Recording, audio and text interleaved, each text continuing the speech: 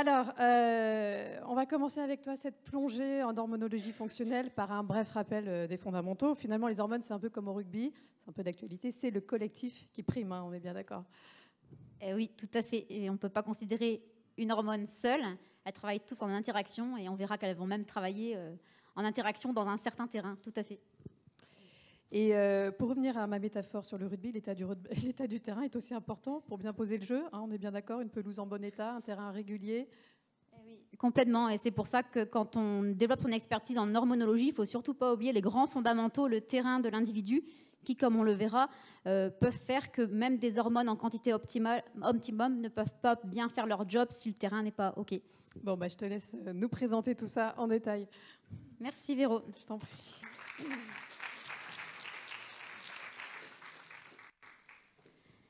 Merci. Donc, du coup, comme on a commencé à introduire, en effet, une hormone ne peut pas être considérée seule. Il faut toujours qu'elle soit considérée dans la globalité et notamment en fonction des autres hormones avec lesquelles elle interagit. Et on verra effectivement que l'environnement, comme on a commencé à parler de terrain, est aussi primordial pour l'action de l'hormone. Donc c'est vrai que de partant de ces faits, on est obligé de constater à quel point l'hormonologie est une discipline globale, holistique, peut-être encore plus que n'importe quelle autre discipline en santé fonctionnelle. Il faut vraiment prendre en considération l'ensemble de l'individu. Donc on va essayer de développer de manière plus concrète ces propos qui ont vraiment une importance pour moi capitale. Une hormone, effectivement, ne peut pas être considérée seule, mais elle doit toujours être considérée avec les autres hormones qui l'influencent, puisqu'en effet, une hormone peut influencer la production d'une autre hormone et peut également influencer l'activité des autres hormones. Alors, pour rendre mes propos encore un peu plus concrets, je vais vous donner des exemples. Alors, les androgènes, qui sont les hormones mâles, vous connaissez la testo, mais il y a d'autres hormones mâles, il y a la DHT, dihydrotesto, il y a la DHEA, etc. Eh bien, la production des androgènes est sous l'influence de la progestérone. Cette progestérone qu'on produit, les femmes en tout cas, après l'ovulation. Eh bien, effectivement, quand on a une bonne ovulation, ça va éviter de produire des androgènes en trop forte quantité. C'est pas tout, puisque la progestérone permet également de limiter la conversion de la testostérone en une autre hormone mâle, qui est donc la DHT, la dihydrotestostérone, qui, elle, est largement plus puissante d'un point de vue androgénique que la testostérone. Donc, encore une fois, une femme qui a une wonder ovulation, qui aura du coup une progestérone haute, puisque la quantité de progestérone produite est dépendante de la qualité de l'ovulation, aura moins de risque d'avoir beaucoup de DHT et de ce fait, moins de risque d'acné, d'alopécie androgénique, moins de risque de SOPK, etc. Tout ça, c'est la wonder ovulation. Voilà. Les hormones thyroïdiennes sont également influencées par l'équilibre œstroprogestéronique, puisque les œstrogènes, du moins quand ils sont en excès, vont favoriser la conversion de la T4, qui est une hormone thyroïdienne inactive, en une hormone qui s'appelle la RT3, qui est une hormone qui prend la place de la T3, l'hormone active, sur les récepteurs, et qui empêche à la T3 d'agir. Donc si on a trop d'œstrogènes, eh bien, on peut avoir une hypothyroïdie fonctionnelle. A l'inverse, la progestérone va favoriser la bonne conversion et va donc convertir les hormones thyroïdiennes inactives en T3 actives. On pourrait donner d'autres exemples, de nombreux. Donc, par exemple, la prolactine est également sous l'influence de l'équilibre œstroprogestéronique. C'est moins connu, mais les œstrogènes ont tendance à faire monter la prolactine et la progestérone a tendance à la faire abaisser. Donc, on voit à quel point on ne peut pas considérer une hormone seule. Ça, c'est pour les études. On est obligé, dans notre enseignement, on va aussi vous enseigner les hormones une par une. On est obligé, mais il faut savoir vraiment sortir de ces cases. Et ça va bien au-delà, puisque l'activité d'une hormone ne dépend pas du tout que de sa quantité. Et donc, n'oublions pas, quand on fait des analyses biologiques, qu'on a une idée simplement quantitative qui est largement insuffisante. On reviendra sur les analyses qui ont comme leur intérêt, mais il faut bien en tenir compte. Ça dépend notamment, cette activité de l'hormone, de sa fraction libre, puisque les hormones lipophiles, donc les hormones sexuelles, par exemple œstrogène, testostérone, mais aussi les hormones surrénaliennes comme le cortisol, la DHEA ou l'aldostérone, sont des hormones lipophiles, eh bien elles ne circulent pas seules dans le sang, elles ne peuvent pas, donc elles sont véhiculées par des transporteurs. Et la fraction de l'hormone qui est véhiculée n'est pas active sur la cellule. Donc tout ce qui va influencer la synthèse des transporteurs va influencer l'activité de l'hormone. Si mon foie, puisque c'est le foie qui fabrique ces transporteurs, fabrique trop de transporteurs, il y aura donc moins d'hormones non transportées, donc moins d'hormones libres, moins d'hormones actives. Donc on peut être, d'un point de vue clinique, on peut avoir quelqu'un qui semble avoir par exemple trop peu d'œstrogènes, alors qu'à l'analyse biologique, on aura l'impression qu'elle en a beaucoup. Peut-être qu'il y a trop de transporteurs synthétisés. Et ça ne dépend pas que de ça, ça dépend aussi d'un paramètre hyper important, c'est la sensibilité des récepteurs aux hormones. Même si les hormones sont produites en quantité optimale, transportées en quantité optimale, eh bien, il est quand même possible d'avoir des signes, par exemple, d'hyperœstrogénie avec des maux de tête prémenstruels, des mastodinies, des rétentions d'eau, si je suis trop sensible aux œstrogènes. Et donc, il y a plusieurs paramètres qui vont influencer ça, comme on va le voir. Donc, on reprend des exemples concrets pour appuyer mes propos. On revient encore aux androgènes. On avait dit que leur synthèse et leur devenir étaient influencés par la progestérone, mais ce n'est pas tout. Cette formidable hormone, la progestérone, qui est vraiment mon hormone favorite, qui est incroyable, va également moduler la sensibilité des récepteurs aux androgènes. Donc, encore une fois, par exemple, dans le syndrome des ovaires polykystiques, qui se caractérise par une hyperandrogénie, si on a une bonne progestérone, une bonne ovulation, eh bien, on a moins de risque d'hyperandrogénie, donc de SOPK. On comprend le problème, puisque l'hyperandrogénie est une source de dysovulation, qui est une source de baisse de progestérone, qui est une source d'hyperandrogénie. Donc voilà, on en reparlera. Pareil, les hormones thyroïdiennes et le cortisol s'influencent également mutuellement, puisque le cortisol va augmenter la demi-vie de la T3 et vice-versa. Donc en cas d'insuffisance de cortisol à l'inverse, la T3 aura une demi-vie beaucoup plus courte. La sensibilité des récepteurs à la progestérone est augmentée par les œstrogènes. Ça, c'est quelque chose pour moi qui est vraiment primordial à comprendre, parce qu'on a tendance à toujours dire les œstrogènes, attention, c'est une hormone très dangereuse, on connaît son implication dans la genèse des cancers hormonodépendants, mais si je n'ai pas d'œstrogène, j'aurai une perte de la sensibilité à la progestérone. La progestérone, vous le savez, peut-être pas, c'est l'hormone protectrice qui va limiter les risques de cancer hormonodépendants. Mais si je n'ai pas d'œstrogène considéré comme méchant, j'aurai beau avoir de la progestérone, elle ne pourra pas faire son job parce que j'aurai moins de récepteurs à la progestérone. Donc voilà, il n'y a pas de bon ou de mauvais. La fraction libre des œstrogènes est augmentée par la prolactine, parce que la prolactine baisse le transporteur des œstrogènes. Et la fraction libre des œstrogènes est diminuée par les hormones thyroïdiennes, puisque ces dernières augmentent le transporteur. Donc vous voyez à quel point tout ça est en interaction. Et que donc, quid du taux optimal? Vous savez que dans les laboratoires, on vous donne des fourchettes, des normes de laboratoire, des normes statistiques qui sont très imparfaites. En santé fonctionnelle, en médecine fonctionnelle, on vous propose des normes santé qui sont mieux, mais qui sont loin d'être suffisantes. Et vous êtes nombreux à vouloir des normes santé de tout, et c'est pas sympa de vous les donner s'il n'y a pas tout le raisonnement qui va avec, parce qu'on va essayer de mettre un patient dans des cases qui n'a rien de fonctionnel. On vient de dire, de citer plusieurs exemples qui peuvent faire qu'effectivement, il faut voir les choses dans leur globalité, et que de faire entrer dans des cases n'est pas toujours bon pour le patient. Donc là, on va même aller au-delà, on dézoome encore dans le monde de l'hormono. Et on va voir que même en considérant tout ce que je viens de vous dire, les interactions des hormones qui interagissent, c'est encore largement insuffisant. En effet, on peut imaginer un homme, une femme, avec un taux de toutes ces hormones idéal. Imaginons. Eh bien, peut-être qu'il ne va pas bien, peut-être que cette femme aura un syndrome prémenstruel avec des signes d'hyperandrogénie, peut-être que cet homme aura une hyperandrogénie avec une chute de cheveux ou un cancer de la prostate favorisé par de l'hyperœstrogénie, par exemple, ou des déficits de testostérone. Parce que peut-être que son terrain n'est pas optimal. Et le terrain, les grands fondamentaux qu'on apprend dans les cursus où on débute en micronutrition sont fondamentaux pour que les hormones puissent agir dans de bonnes circonstances. Et ça, on a parfois tendance à l'oublier. Quand on développe une expertise en hormonologie, on a tendance à faire un focus excessif sur les hormones et à oublier les grands fondamentaux. Et c'est comme ça qu'on va laisser une femme avec son SPM, puisqu'on va s'acharner à travailler sur son équilibre hormonal qui parfois est parfait, alors que le praticien débutant qui sera à même d'équilibrer une assiette en acide gras, d'optimiser une vitamine D et de ce fait de travailler sur un terrain inflammatoire, peut-être qu'il arrivera à traiter le SPM de sa patiente sans même comprendre l'hormonologie. Donc le terrain, toujours le terrain. N'oublions pas les grands fondamentaux. Vous savez, on découpe le patient en systèmes, en fonctions, en piliers et ils interagissent tous en permanence. Et on sait qu'une dysfonction hormonale peut impacter le microbiote, la fonction hépatique, le système immuno-inflammatoire, les fonctions métaboliques, les fonctions neuropsychiques.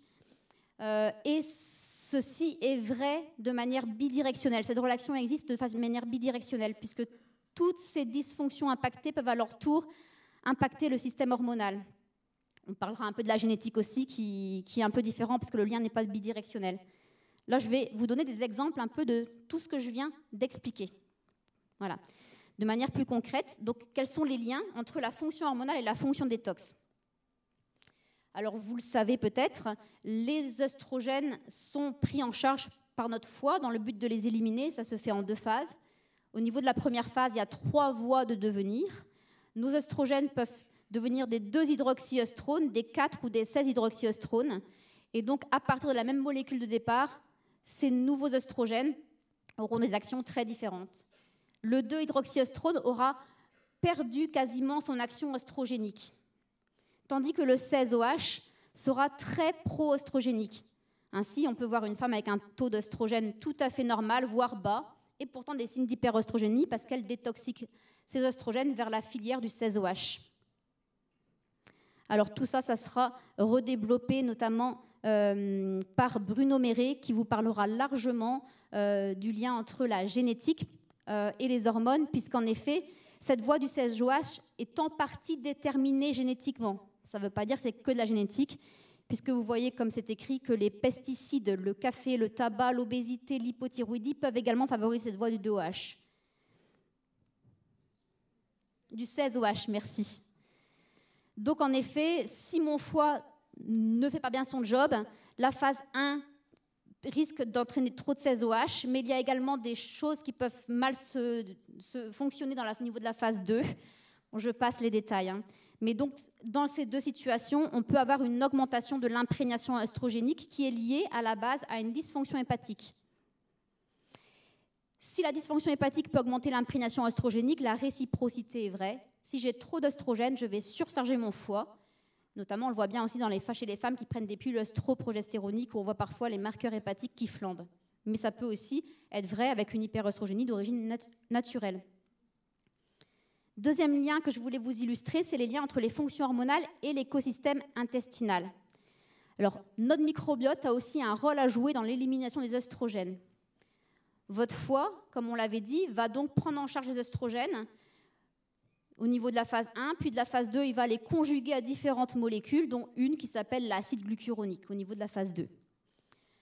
Ces œstrogènes conjugués vont être stockés dans la vésicule biliaire, et au moment du repas suivant, la vésicule biliaire va se contracter et vidanger sa bile avec les œstrogènes conjugués par le foie dans le duodénum, première partie de l'intestin grêle. Et là, les œstrogènes vont rencontrer des bactéries du microbiote, et en fonction de la nature du microbiote que l'on a, notamment en cas de dysbiose, on peut avoir davantage de bactéries qui ont la capacité de défaire le travail du foie. Ces bactéries vont couper la liaison entre les œstrogènes et l'acide glucuronique, et ces œstrogènes vont pouvoir alors être réabsorbés dans le tube digestif, ce qui va augmenter l'imprégnation hormonale. Et les études montrent qu'il peut y avoir un lien entre les pathologies à composante hormonale et le microbiote. Ça peut contribuer à la genèse d'une endométriose, d'un SOPK, d'une dysovulation, de l'hypofertilité. Et ce sujet vous sera largement développé par Nathalie Fadjanini, qui nous fera l'honneur de nous parler de ce qu'on appelle l'endobolome. Alors voilà, donc une étude qui montre que le microbiote va influencer le métabolisme des œstrogènes, et à leur tour, les œstrogènes sont sous l'influence du microbiote. Vous le savez, une femme, par exemple, ça c'est très connu, on connaît le lien entre l'imprégnation en œstrogènes et le microbiote vaginal, qui va largement déterminer le microbiote vaginal, d'où les problématiques plus fréquentes urogénitales chez la femme en ménopause. Mais cette relation œstrogène-microbiote est également vraie avec le microbiote intestinal. C'est pas tout, le microbiote n'influence pas que le microbiote, les œstrogènes n'influencent pas que le microbiote, mais influencent également la barrière intestinale.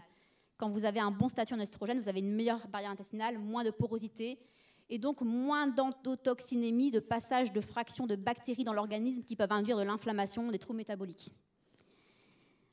Alors, si le microbiote influence le niveau œstrogénique, il est également vrai, Nathalie vous en parlera, le microbiote peut également augmenter l'imprégnation en androgènes. C'est moins connu.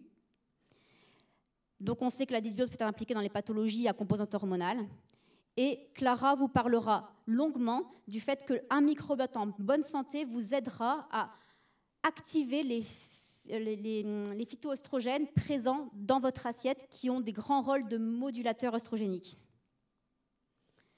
Donc voilà, en cas de dysfonction intestinale, vous l'aurez compris, on peut avoir des troubles hormonaux, notamment de l'hyperœstrogénie, peut-être un peu d'hyperandrogénie également.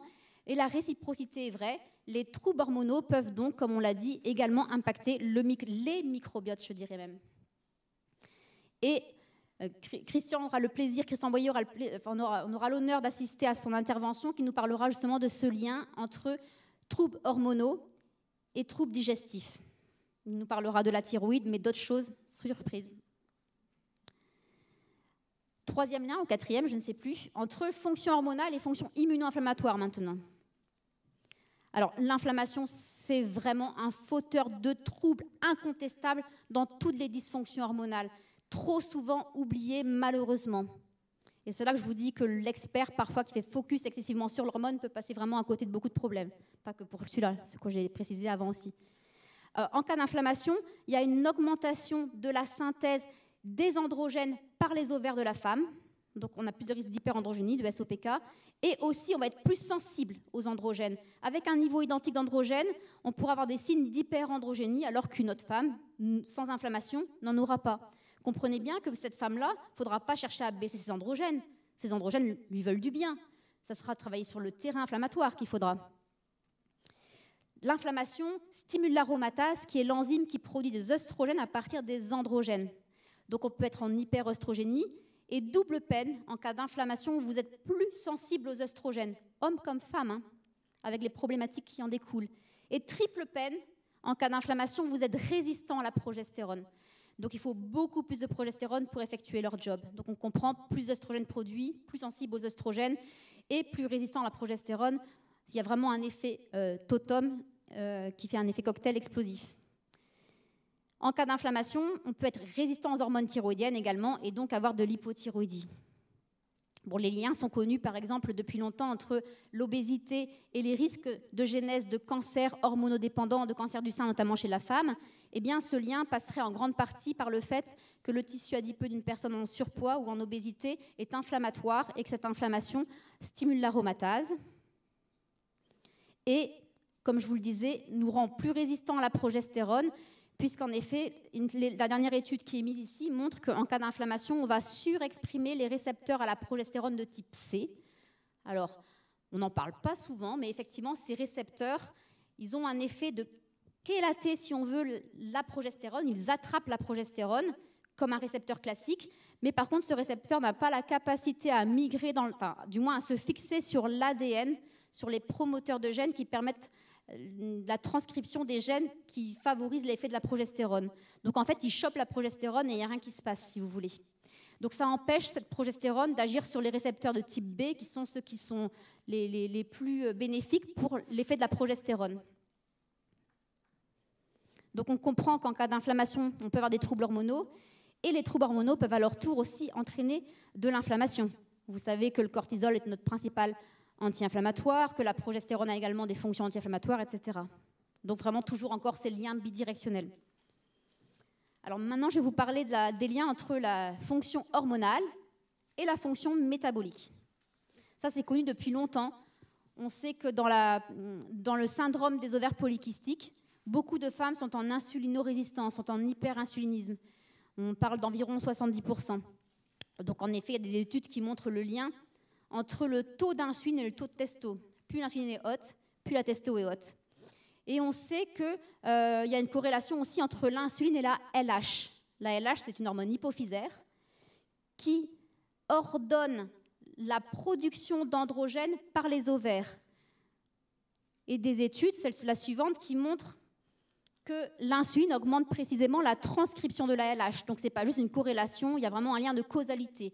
L'hyperinsulinisme augmente les androgènes via l'augmentation de la commande centrale. Ce n'est pas tout.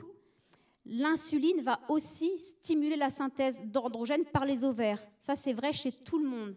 Plus vous avez d'insuline, plus vos ovaires vont synthétiser d'androgènes.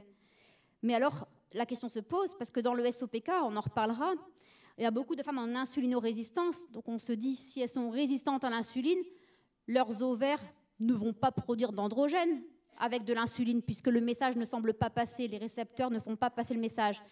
Eh bien non, dans le syndrome des ovaires polykystiques, même si la femme est résistante à l'insuline, vous pouvez trouver un HOMA explosé par exemple, eh bien pour autant, les récepteurs à l'insuline au niveau des ovaires vont maintenir leur sensibilité, voire avoir une sensibilité exacerbée. Donc ça veut dire qu'avec un taux d'insuline normal chez une femme SOPK, peut-être que c'est déjà trop pour ses ovaires, qu'elle va produire 2 fois plus d'androgènes avec un taux d'insuline normal. Et vous le voyez, hein, on parle souvent ça avec des praticiens, on a des femmes SOPK qui ne sont pas du tout en insulinorésistance, eh bien peut-être qu'il faut être, enfin j'en suis sûre, mon expérience me le montre, il faudrait être plus exigeant, il faut vraiment baisser davantage leur HOMA pour diminuer leurs androgènes quand ils sont excessifs. Et enfin, vous voyez, l'insuline va aussi baisser la SHBG, qui est le transporteur des androgènes. Rappelez-vous, je vous ai dit que les hormones libres seules sont actives. Donc si on fabrique moins de SHBG, on aura plus d'androgènes libres. Donc vous voyez à quel point l'insuline à elle seule va augmenter la synthèse centrale en augmentant la LH, la synthèse locale en stimulant les ovaires et baisser les transporteurs des androgènes. Alors attention, je ne dis pas que tous les SOPK ont forcément de l'hyperinsulinisme et que c'est le seul problème. On en reparlera avec Véronique Mounier ce soir. Et le lien est bidirectionnel. Si vous avez trop d'androgènes, vous aurez trop d'insuline. En effet, l'hyperandrogénie diminue la clairance de l'insuline, ce qui nous met en hyperinsulinisme, et vous comprenez aussi le cercle vicieux qui commence à s'installer. Voilà, donc on en parlera ce soir à travers un petit quiz interactif qui promet d'être assez sympa. Il y aura des crépages de chignons, des yeux pochés. Alors, du coup, en cas d'hyperinsulinisme, il y aura une hyperœstrogénie via la stimulation de la... Enfin, potentiellement, bien sûr, il n'y aura pas toujours ça. Une hyperœstrogénie potentiellement via la stimulation de l'aromatase. Plein de troubles hormonaux, parce que vous avez vu à quel point l'inflammation est un facteur de trouble incontestable et que l'hyperinsulinisme est pro-inflammatoire. Et il y aura une hyperandrogénie par les mécanismes que je viens d'expliquer. Et c'est pas tout. Vous voyez à quel point les hormones sont partout. Les fonctions hormonales et les fonctions neuropsychiques sont très imbriquées. Vous le savez que toutes nos glandes endocrines, à l'exception du pancréas, sont sous la commande de l'axe hypothalamo-hypophysaire, notre big boss, notre cerveau. Et cet axe hypothalamo-hypophysaire, il ne s'occupe pas que du système endocrinien, il s'occupe aussi du système nerveux. Il fait le lien entre le système nerveux et le système endocrinien. Donc en cas de stress, ça peut entraîner de multiples troubles hormonaux, et ça, je pense qu'on les a tous vécus. Alors c'est plus facilement repérable chez les femmes grâce à la présence de nos règles, ou pour les femmes qui savent s'observer à la présence de la perturbation de leur période fertile. Mais c'est vrai pour les hommes également, bien sûr. Autre chose qu'on pourrait signaler, on pourrait donner plusieurs exemples, mais en cas de fatigue surrénalienne, quand vos surrénales sont épuisées et que n'arrivent plus à produire suffisamment de cortisol, votre cerveau va essayer d'adapter cette situation, donc, et de stimuler vos ovaires.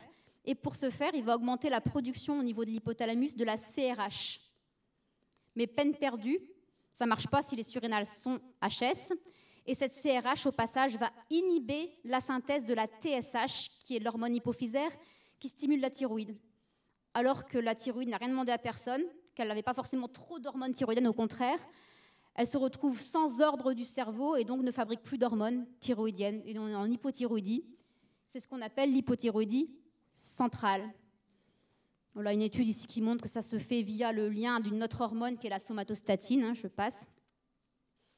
Et donc les dysfonctions neuropsychiques peuvent induire de très nombreux troubles hormonaux et à leur tour, les troubles hormonaux vont induire de très nombreuses dysfonctions neuropsychiques.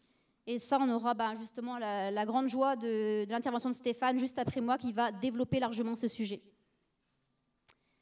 Dernier point, c'est pas fini.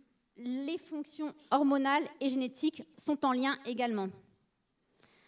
Voilà, donc il y a plein de preuves là-dedans. Bien sûr, la génétique peut tout influencer. Elle peut influencer la synthèse à la hausse ou à la baisse de différentes hormones. Elle peut influencer la sensibilité hormonale via une influence sur la sensibilité des récepteurs ou sur l'expression. On aura plus ou moins de récepteurs en fonction de notre génétique. Ça peut influencer la détoxication hormonale, le transport des hormones, ça peut aussi influencer donc le taux de SHBG par exemple que nous avons. Et d'ailleurs, on le sait depuis longtemps que la génétique peut prédisposer à l'apparition de plusieurs maladies à composante hormonale. Évidemment, on pense tous au cancer du sein chez la femme avec les polymorphismes, enfin les mutations BCR1 ou 2. Donc Florence nous en parlera largement. Mais il y a plein d'autres choses, l'endométriose, le SOPK, etc. ont également des composantes génétiques. Composantes génétiques, ça ne veut pas dire que la génétique fait tout.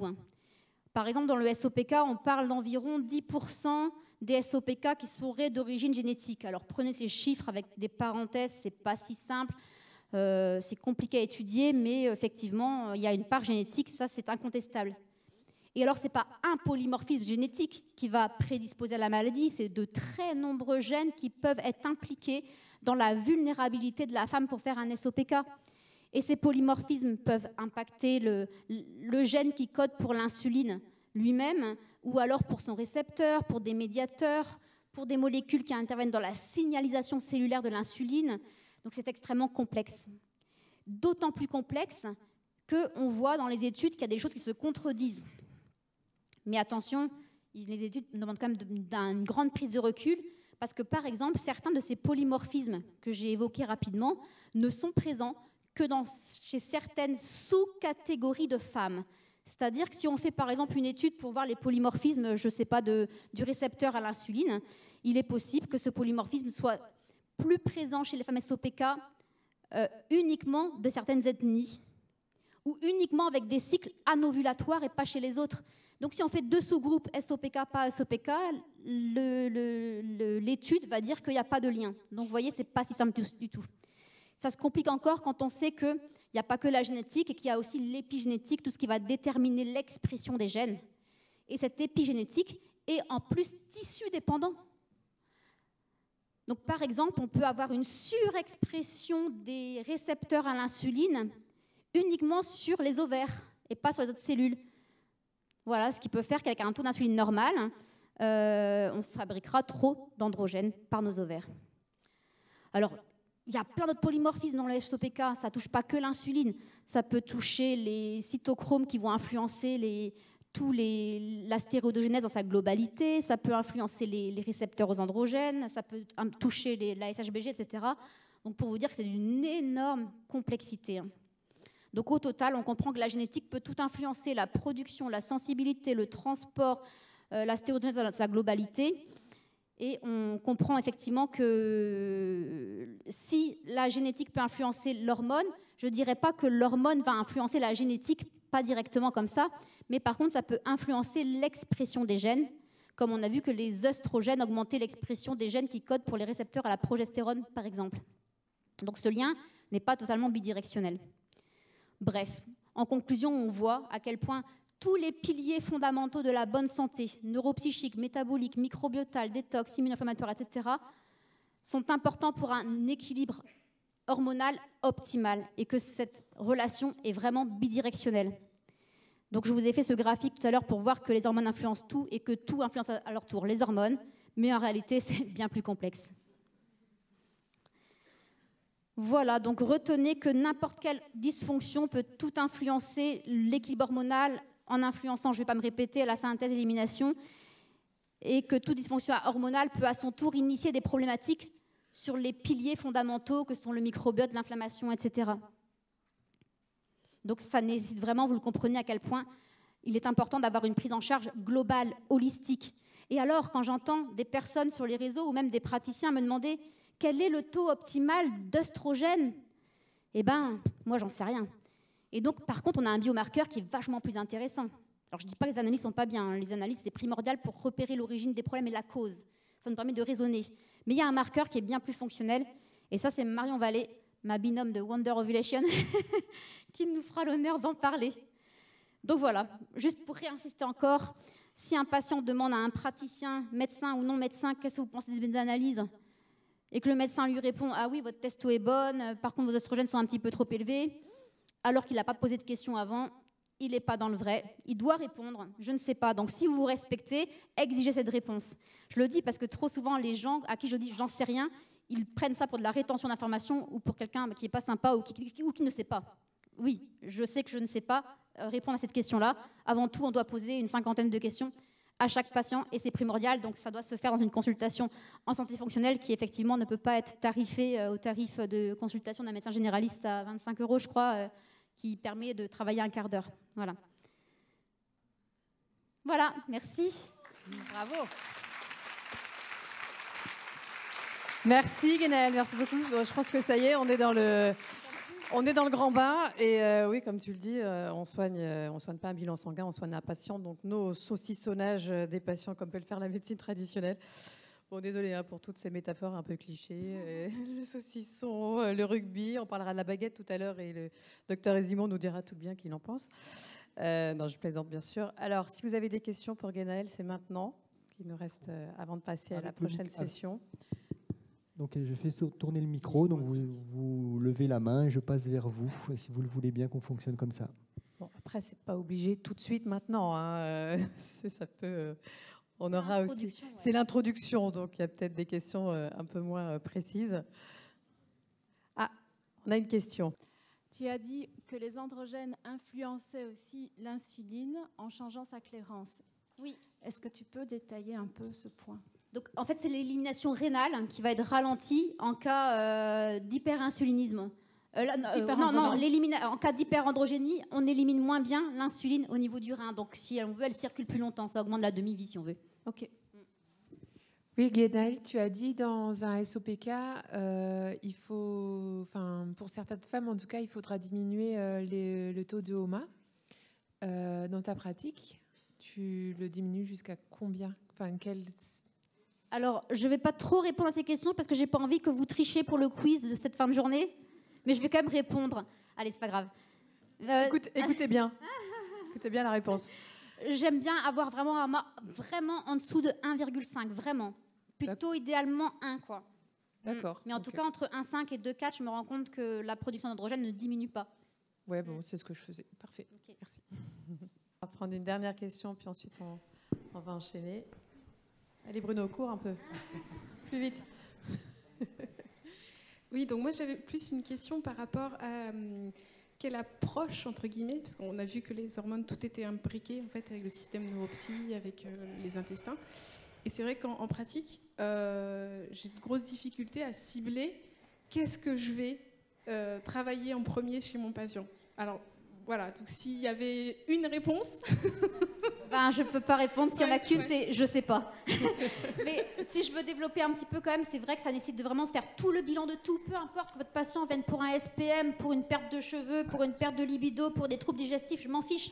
On fait un questionnaire global de toutes les fonctions par fonction et on essaye de raisonner, de faire des liens, de voir quel serait le lien de causalité. Et si on trouve un élément causal, la partie la plus immergée de l'iceberg, c'est celle qu'on va traiter. Mais des fois, tout est dans l'interaction et des fois, il faut traiter un peu sur tous les bords. Je peux répondre à la question ? Bien sûr. D'abord la thyroïde. Non, d'abord les ovaires. Oui, alors vous verrez demain, ils vont s'affronter tous les deux dans un super numéro en fin d'après-midi.